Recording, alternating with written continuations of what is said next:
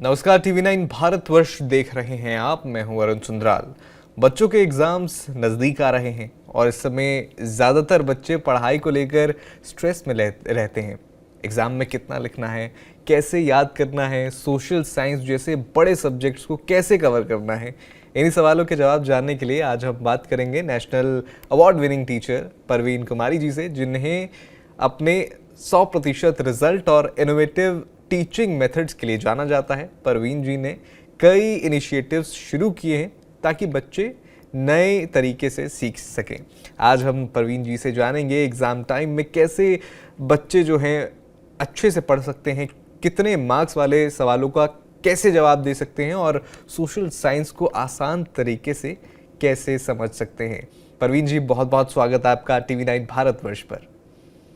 नमस्कार सर। सबसे पहले तो मैं यही जानना चाहूँगा, देखिए बच्चे जो हैं इस टाइम बहुत स्ट्रेस्ड आउट रहते हैं, ख़ास तौर पर सोशल साइंस जैसा सब्जेक्ट जो कि सिरदर्द बन जाता है बच्चों के लिए। आप तो उसी सब्जेक्ट को पढ़ाती हैं और एक लंबा अनुभव है आपके पास, और आपका जो रिज़ल्ट रहता है वो 100% रहता है। तो ये जो एग्ज़ाम टाइम है, इसमें जब बच्चे ज़्यादा स्ट्रेस में रहते हैं तो उन्हें पढ़ाई या सिलेबस कवर करने की शुरुआत किस तरह से करनी चाहिए?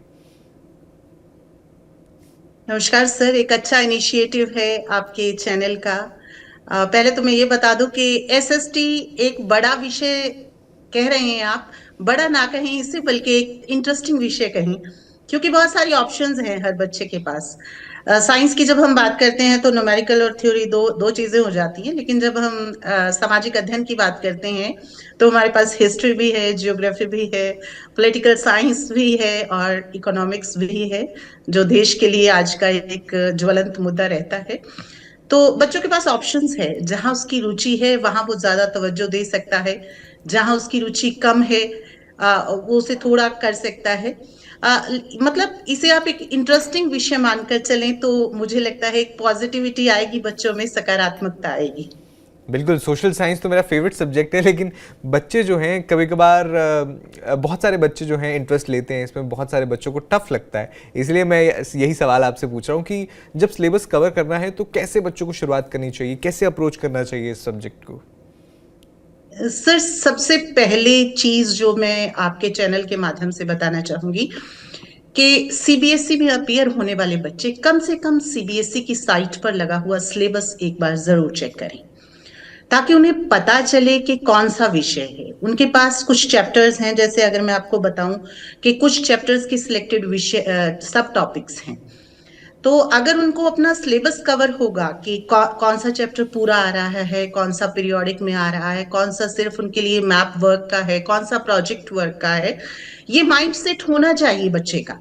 क्योंकि जो बहुत अच्छे बच्चे हैं उनके पास तो ये चीजें बहुत शुरुआत से आ जाती हैं, लेकिन जब हम बात करते हैं कि लास्ट टाइम रिवीजन वाले बच्चों के लिए, तो सबसे पहले जब आप ये मान लेते हैं कि अब एग्जाम सिर पर हैं, अब हमें तैयारी शुरू करनी है, तो एक बार अपने सिलेबस को जरूर सबसे पहले मैं यही कहूंगी कि सिलेबस पर तवज्जो दें कि किस तरीके से जो है सिलेबस आपका बाइफरकेट किया है सीबीएसई। जी जी, बिल्कुल बिल्कुल। और देखिए, क्योंकि सिलेबस बाइफरकेट किया है सीबीएसई ने, और बच्चों को सबसे पहले बिल्कुल ये जानना चाहिए कि वो किस सब्जेक्ट से क्या वहाँ पर चैप्टर्स हैं और किस तरह से डील करना है, तो बिल्कुल वही एक्चुअली सर, अप्रोच। हमारे जी जी जी, सोशल बताइए। साइंस में कुछ ऐसे चैप्टर्स हैं जिनके कुछ सब टॉपिक्स लिए गए हैं, पूरा चैप्टर नहीं है। हम्म। हमारे जो समेटिव असेसमेंट है उसके लिए पूरा चैप्टर नहीं है, कुछ खास सब टॉपिक्स को लिया गया है। बाकी चैप्टर को कहीं प्रोजेक्ट वर्क में डाला गया है, कहीं मैप वर्क में डाला गया है। तो बच्चे को वो टॉपिक क्लियर होने चाहिए कि जो उसकी समेटिव असेसमेंट होनी है उसमें वो कौन से टॉपिक को ज्यादा गहराई से पढ़ेगा। बिल्कुल। और गहराई से पढ़े स्टूडेंट उस टॉपिक को।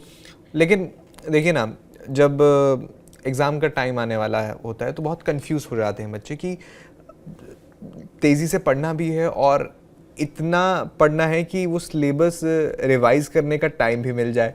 तो वो कैसे, वो किस अप्रोच से बच्चे उसे पढ़ सकते हैं?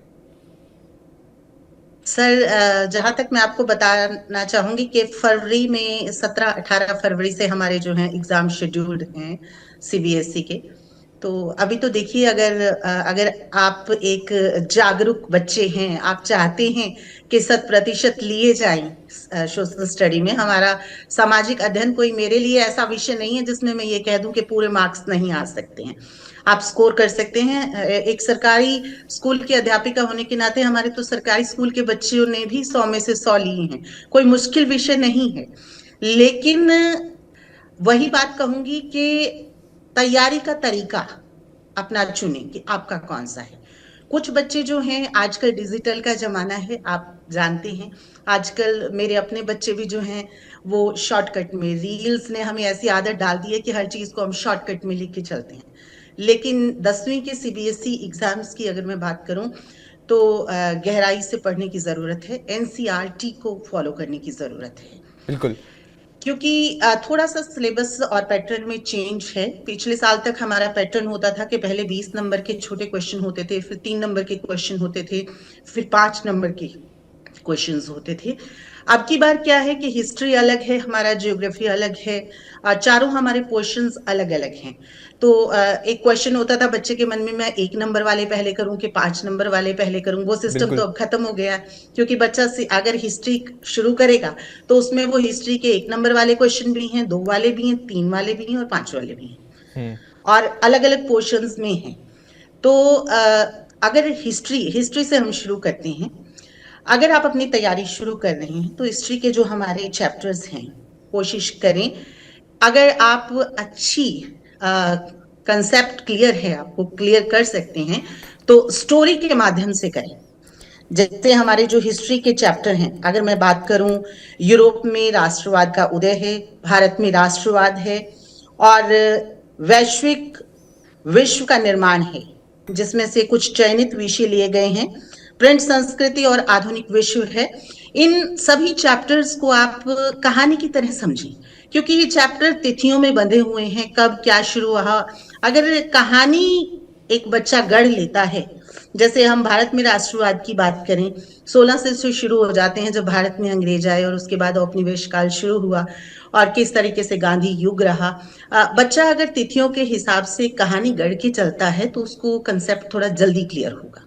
बिल्कुल, ये काफ़ी बेहतर, काफ़ी अच्छी ट्रिक आपने बताई, ये जो है मुश्किल चीज़ों को याद करने की। लेकिन जब आप मुझे लगता है सर, हिस्ट्री के लिए ये सबसे बढ़िया जी। तरीका है कि आप जो आपके पास चैप्टर्स हैं, जैसे यूरोप में राष्ट्रवाद है या भारत में राष्ट्रवाद है, इनको आप तिथियों के अनुसार एक क्रम में बांध लें।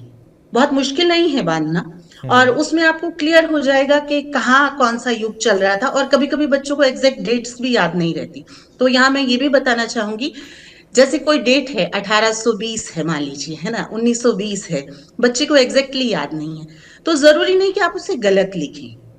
आप उसे 20वीं सदी का शुरुआती दौर लिख सकते हैं, बिल्कुल। है ना, अर्ली 19th सेंचुरी लिख सकते हैं, अर्ली 20th सेंचुरी लिख सकते हैं। बजाय गलत कहने के आप उसको थोड़ा मोल्ड करके लिख सकते हैं। बिल्कुल, अगर भूल भी गए हैं तो थोड़ा सा स्मार्ट वर्क देखिए, करके। मैंने आपको सीधा बताया, अगर 1920 आप भूल गए हैं तो आप अर्ली 19th सेंचुरी लिखिए, बिल्कुल जी। अर्ली 20th सेंचुरी लिखिए। बिल्कुल, इसमें मैं ये भी पूछना चाहूँगा, देखिए अब बच्चों में बहुत कन्फ्यूजन रहती है कि किस मार्क्स का क्वेश्चन किस तरह से अटेम्प्ट करें। मान लीजिए 2 मार्क्स का क्वेश्चन है, उसमें हाँ जी। क्या छोटा पैराग्राफ लिखना है? अगर 5 मार्क्स का है तो ऐसा क्या लिख दें कि एग्जामिनर इम्प्रेस हो जाए? सर, एग्जामिनर को इम्प्रेस करना इतना आसान नहीं है, क्योंकि जब हम मार्किंग करते हैं तो हम मार्किंग स्कीम में बंधे होते हैं। हमारे बिल्कुल। पास भी मार्किंग स्कीम होती है, जिसमें हम भी खुद बंधे होते हैं कि हमें किस चीज को कितने अंकों में आकलन करना है प्रश्न का। सामान्यतः अगर हम अब पेपर की बात आपने छेड़ी कि कैसे करना है, तो 38 क्वेश्चन जो हैं हमारे पास आएंगे सामाजिक अध्ययन के पेपर में, और ABCD 4 भागों में होगा। ये हिस्ट्री है, हमारी ज्योग्राफी है, पॉलिटिकल साइंस है और इकोनॉमिक्स है। ठीक है जी। 80 नंबर का हमारा ये एग्जाम होता है, 20-20 में बटा हुआ है। हमारा जो हिस्ट्री है उसमें 18 जमा 2 का है पैटर्न, 18 नंबर का आपको लिखने का है और 2 नंबर का मैप है। ज्योग्राफी की बात करें तो 17 जमा 3 का है पैटर्न, 17 नंबर हमारे लिखने वाला है और 3 नंबर का हमारा मैप है।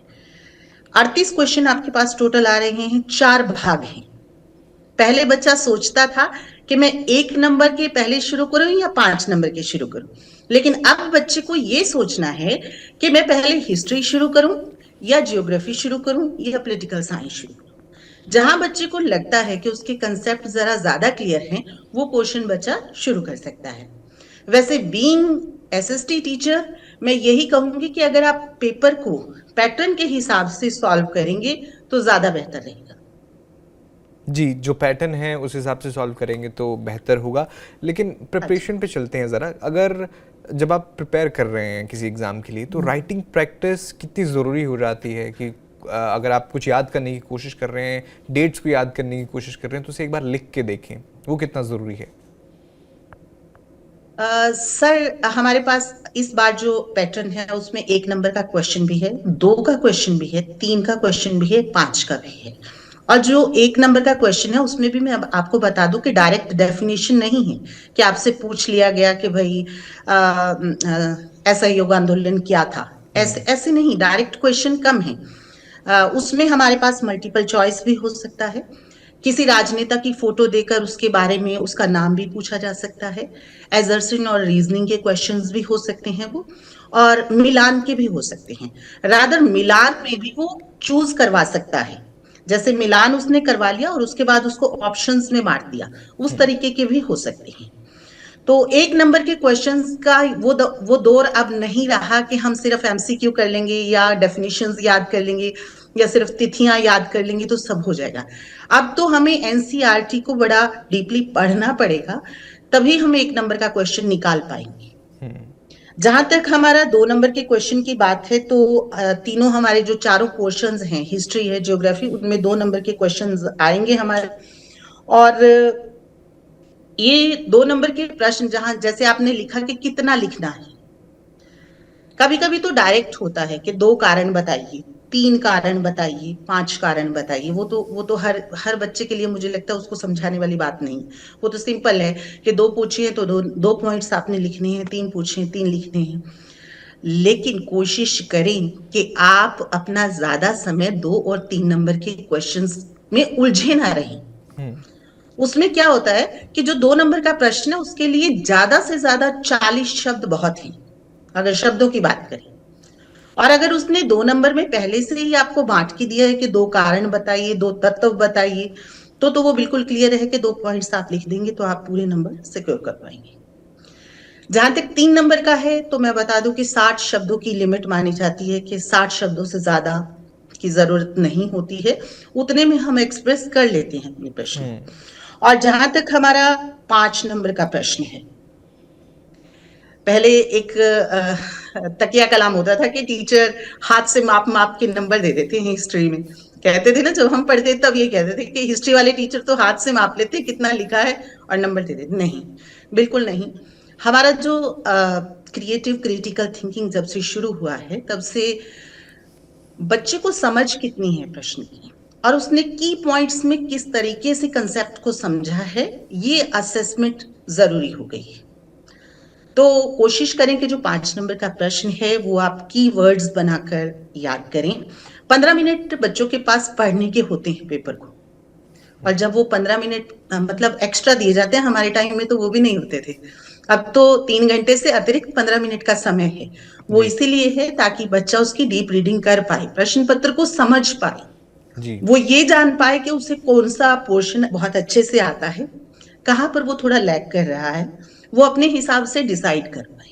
अच्छा, ये जो 5 नंबर वाला जब आप बच्चे अटेम्प्ट करने जाएं तो क्या पॉइंटर्स में लिखें या पैराग्राफ में लिखें, कैसी अप्रोच रहनी चाहिए?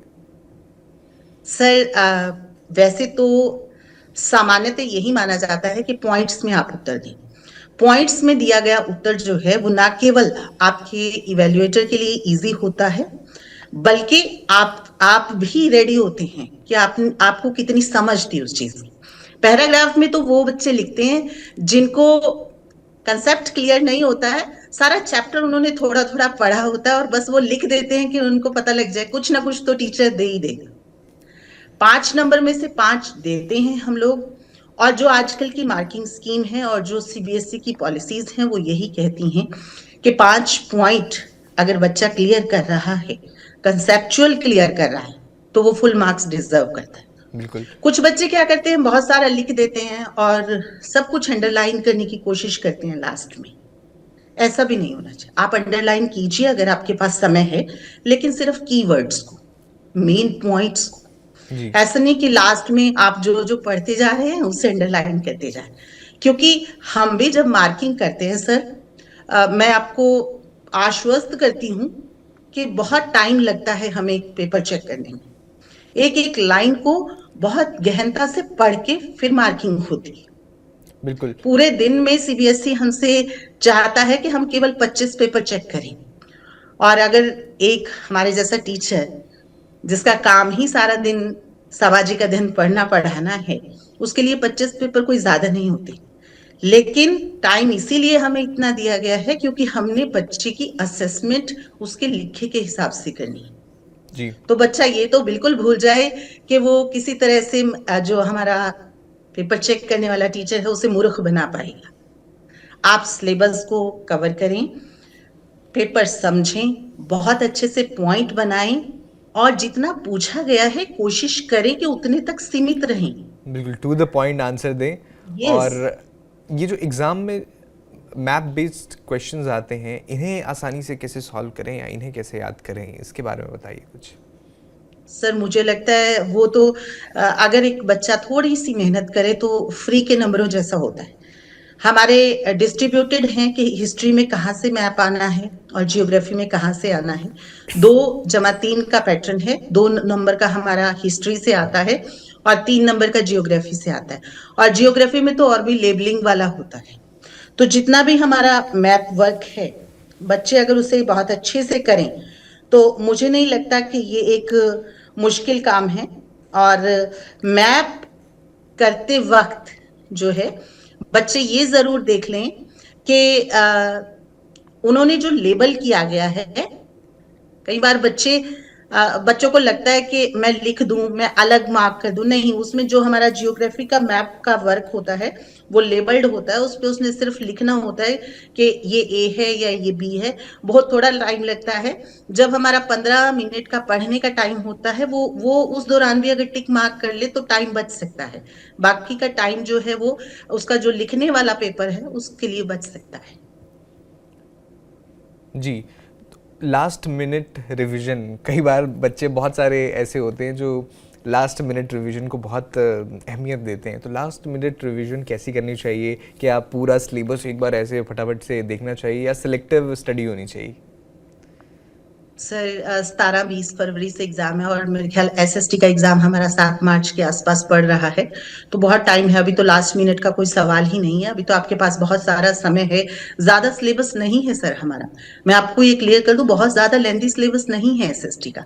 अगर आप हिस्ट्री को स्टोरी बेस बनाकर पढ़ रहे हैं तो हमारा जो दूसरे पोर्शंस हैं, जो जियोग्राफी है या राजनीति शास्त्र हैं, वो थोड़े सिर्फ जो जियोग्राफी का पोर्शन है वो थोड़ा सा लिटिल बिट टफ इसलिए माना जाता है कि उसमें भी हमारी थोड़ी टर्मिनोलॉजी होती है। अगर बच्चा उसे बहुत अच्छे से समझ रहा है तो वो बहुत सॉलिड है, और उसमें पूरे में से पूरे साइंस मैथ की तरह आते हैं। जियोग्राफी एक मतलब टेक्निकल सा सब्जेक्ट मानते हैं हम एसएसटी वाले, क्योंकि हमारे लिए तो वो चीज टेक्निकल ही है जियोग्राफी। तो हिस्ट्री को आप स्टोरी की तरह पढ़ें। जियोग्राफी में कोशिश करें कि जो पुराने पेपर हैं वो हमारा अनचेंज्ड सा रहता है। तो जो पुराने पेपर हैं, मतलब लास्ट मिनट अभी नहीं आया है, आज से भी तैयारी शुरू करेंगे अपनी, तो नोट्स बना लीजिए, माइंड मैप बना लीजिए, कॉपी पर पॉइंट्स निकाल लीजिए। पूरे चैप्टर को पॉइंट्स में 20, 25, 30 पॉइंट्स में कवर कर लीजिए। आजकल तो बहुत सारी हेल्प बुक्स में। बस मैं इतना कहना चाहूंगी कि जब तक आप अपने हाथ से लिख कर नहीं देखेंगे तो आप चाहे 1000 वीडियो सुन लें यूट्यूब की, है ना, वो आपके बिल्कुल। लिए सक्सेसफुल नहीं है। बिल्कुल। क्योंकि यूट्यूब पर बहुत कुछ है। मैं नहीं कहती कि यूट्यूब पर बहुत कुछ नहीं है। हिंदी माध्यम में भी है, अंग्रेजी माध्यम में भी है। बहुत से लोग तो इसे ई गार्बेज का नाम भी देने लगे हैं आजकल, जो बहुत अच्छे से पुस्तकें पढ़ने वाले, क्योंकि शायद पुस्तकें पढ़ने का दौर अब खत्म होता जा रहा है। लेकिन मानकर चलिए कि जब तक आप एनसीईआरटी नहीं पढ़ेंगे, 100 में से 100 तो भूल जाएंगे। सिर्फ यूट्यूब देखकर या डिजिटल माध्यमों से वो संभव नहीं है। वो एक क्विक रिवीजन हो सकती है, लास्ट मिनट रिवीजन हो सकती है, लेकिन उससे भी बेटर है कि अपने पॉइंट्स बनाइए, अपने नोट्स बनाइए, अपने माइंड मैप बनाइए, या फिर स्टोरी में बांध लीजिए। भारत में राष्ट्रवाद तो बहुत अच्छे से स्टोरी में बन सकता है, एक बिल्कुल। फिल्म की तरह बन सकता है, और बहुत स्कोरिंग है वो चैप्टर। जी। गांधी जी के असहयोग गांधी जी का सिंपल, गांधी जी 1915 के आसपास इंडिया में आए, उसके बाद उनके आंदोलन शुरू होते हैं। आंदोलन शुरू कब हुआ, आंदोलन के कारण क्या थे, सफल रहा कि असफल रहा, अगर इतना भी बच्चा निकाल रहा है तो मुझे लगता है वो इजी हो जाता है उसके लिए। बिल्कुल। और जब कोई बच्चा एग्ज़ाम में बैठा है करने के लिए, 3 घंटे आपके पास है, 15 मिनट आपने पेपर रीड किया, तो टाइम मैनेजमेंट कैसा होना चाहिए? जल्दी से जो हमारे व्यूअर्स हैं उन्हें बताइए कि टाइम मैनेजमेंट कैसे देखें वो एग्ज़ाम में। सर, टाइम मैनेजमेंट तो लाइफ के लिए ही बहुत जरूरी चीज है। एग्जाम का तो 3 घंटे का सफर बहुत छोटा सा लगता है जब बैठ जाते हैं, और उन बच्चों को वो छोटा लगता है जिन बच्चों को बहुत कुछ आता है। जिनको कुछ नहीं आता तो यकीन मानिए 3 घंटे गुजारने भी मुश्किल हो जाते जी। हैं कभी कभी, क्योंकि एज इवेल्युएटर भी हम कभी कभी एग्जामिनेशन हॉल में होते हैं। तो क्विक क्या है कि जो 15 मिनट का समय आपको अतिरिक्त दिया जाता है, उसमें कोशिश करें कि जो आपके 1 नंबर वाले क्वेश्चन है और मैप का है पोर्शन, वो तो लगभग लगभग आप सॉल्व कर लीजिए, क्योंकि पेपर में लिखने की अनुमति नहीं है, लेकिन आपको क्लियर तो है कि इसका आंसर मैंने ये करना है, ये करना है। इंटरनल चॉइस जो दी जाती है क्वेश्चंस के बीच में, ओवरऑल तो देखिए कोई चॉइस नहीं है पेपर में, 38 क्वेश्चन है, you have to attempt all, लेकिन कुछ क्वेश्चंस में बीच में इंटरनल चॉइस है। वहां आप पहले से ये डिसाइड करके रखें कि आप कौन सा क्वेश्चन करने जा रहे हैं। कई बार बच्चा ए पोर्शन शुरू कर लेता है, फिर सोचता है नहीं यार मैं बी कर लेता हूँ, वो टाइम वेस्ट है। बिल्कुल, यानी आप आप कह पहले रहे हैं कि डिसाइड करें, 15 मिनट में आपकी स्ट्रेटजी पूरी होनी चाहिए कि आपको क्या पहले करना है, बिल्कुल। आपको क्या आप आता है। You have to very clear about 5 mark question कि आप कौन सा अटेम्प्ट करने जा रहे हैं। अगर बिल्कुल। एक बार आपने गलत क्वेश्चन को छेड़ लिया और उसे छोड़ दिया और दोबारा फिर अगला शुरू किया, तो it will take a lot of बिल्कुल। टाइम ऑफ योर्स, बिल्कुल मैम। है ना। अच्छा, अब मेरे पास समय की कमी हो रही है, लेकिन आपसे मैं टॉप 3 आपकी टिप्स चाहूँगा जो आप स्टूडेंट्स को देना चाहेंगे। देखिए, सबसे पहले तो जो मैप वर्क है उसे अलग निकालने। हिस्ट्री के तो 4 ही हैं, हमारे कांग्रेस के 4 अधिवेशन हैं, और जो हमारे चंपारण, खेड़ा और वो गांधी जी के जो आंदोलनों से संबंधित स्थान हैं, एक ही मैप में भर लीजिए। एक मैप आपको 2 नंबर दे रहा है, उससे ज्यादा क्या चाहिए आपको, ठीक है। और यही हाल जो है जियोग्राफी का है। जितना भी आपका जियोग्राफी का पोर्शन है, जैसे राइस है, वीट है, या आपकी बंदरगाहें हैं, या आपके एयरपोर्ट्स हैं, 4 एयरपोर्ट, 4 तो मेन एयरपोर्ट हो गए, क्योंकि हम पंजाब के आसपास रहते हैं तो राजा सांसी हो गया। ये आप बहुत इजीली याद कर सकते हैं, एक ही मैप। मतलब मैं नहीं कहती कि आपको बहुत सारे मैप्स के की बनाने की जरूरत है। आप 2 मैप लीजिए, एक में हिस्ट्री सॉल्व कीजिए, एक में जियोग्राफी। आपके 5 नंबर खरे हैं उसमें। और मैप तो रिपीट मारता है। अगर 2 अधिवेशन इस साल पूछ लिए तो ऑब्वियस है दूसरा अधिवेशन अगले साल पूछा जाएगा। बिल्कुल। चंपारण और खेड़ा इस बार पूछ लिया गया है तो नेक्स्ट टाइम कुछ और पूछ लिया जाएगा। बिल्कुल। चलिए, बहुत बहुत धन्यवाद परवीन जी। मुझे लगता है कि आपने जितना भी अभी बताया है, जो व्यूअर्स हैं अगर वो स्टूडेंट्स हैं तो उन्हें बहुत हेल्प करने वाला है। बहुत बहुत धन्यवाद आपका TV9 के साथ जुड़ने बस के लिए। सर, मैं यही कहूंगी कि पेपर आसान है, सिलेबस कोई मुश्किल नहीं है। कीवर्ड्स, की नोट्स बनाना शुरू कीजिए, एनसीईआरटी को गहनता से पढ़िए।